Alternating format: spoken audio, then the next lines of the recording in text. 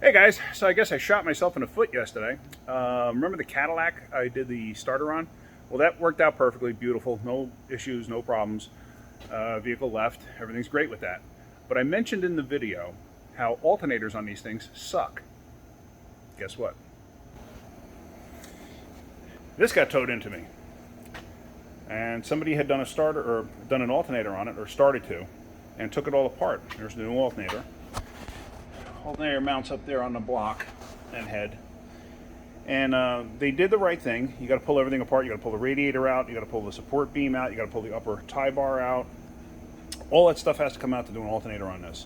And of course, GM in their infinite wisdom decided to make this alternator water cooled. Yes, those are water passages. Coolant goes in there. Great idea.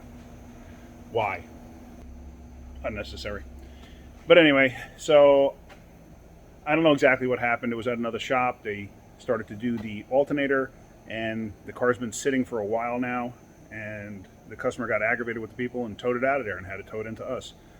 So I got to put it back together. So now I got to figure out if I have everything I need. I think I do. I kind of laid stuff out ahead of time, kind of trying to figure out what everything is. I just laid stuff out in kind of a order to try to help me out. So I think I know what I need to do here, because I have done them in the past. They suck. There's no other way to put that. So wish me luck. That's what's going to be part of my project today. If you like my videos, hit the like button. If you could, please subscribe. If you want to share my videos, go right ahead. I have no problem with that. But if you subscribe, it does help me make more videos. It shows me that people are interested in what I'm doing. So hopefully you're getting something out of them. So that's about it. Hope you guys have a great day and keep wrenching.